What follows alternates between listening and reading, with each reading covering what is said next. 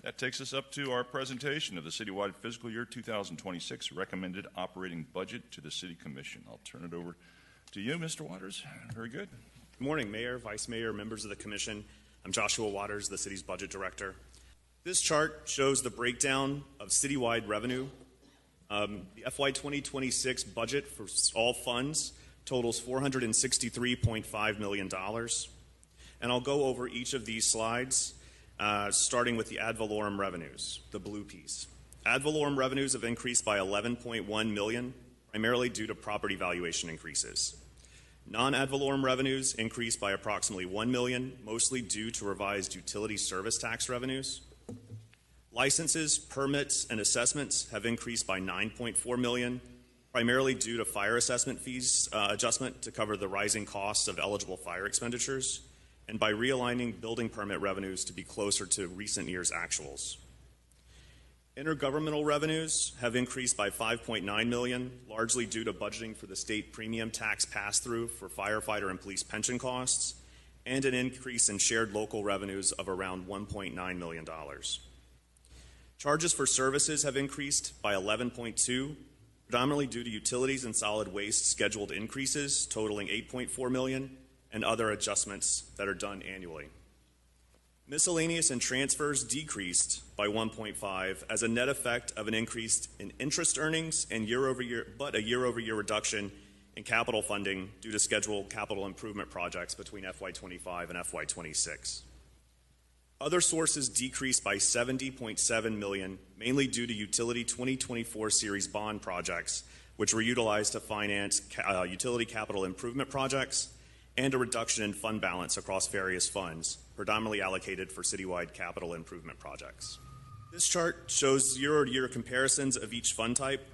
You can see the general fund increases by a little over $20 million, largely driven by those non-discretionary increases we spoke about a little earlier and 2 weeks ago.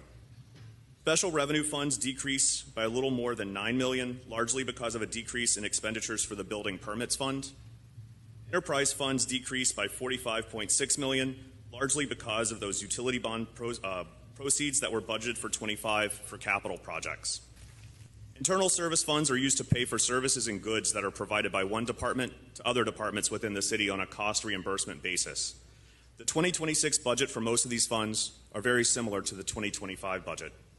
There is a $1.1 million increase to the Health Insurance Fund and Risk Management Fund, largely due to annual adjustments of insurance premiums and claims. And the Central Services Fund recommended budget increase mainly due to cleaning contracts for city facilities and of outsourcing for certain professional services. This slide shows the general operating millage rate as the blue bar and the aggregate millage rate as the yellow bar since FY20.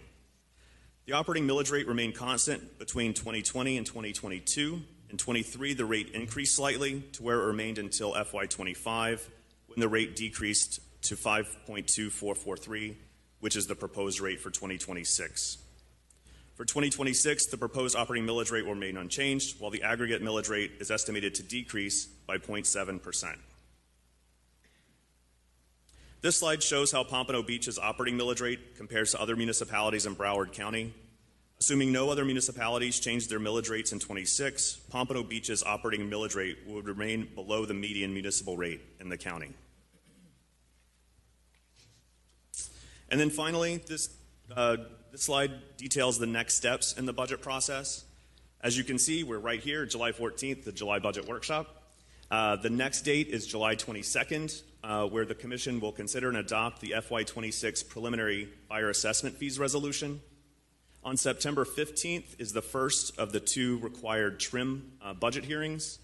And at September 15th, the Commission will hear from the public and then adopt the FY26 preliminary millage rates and budgets and adopt the final 2026 fire assessment fee resolution.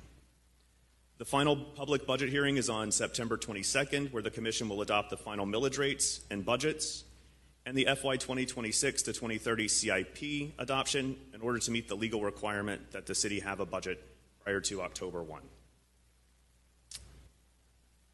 And with that, I will conclude the presentation. Thank you. Very good. Thank you for that. Excuse me. Thank you for that. Appreciate it.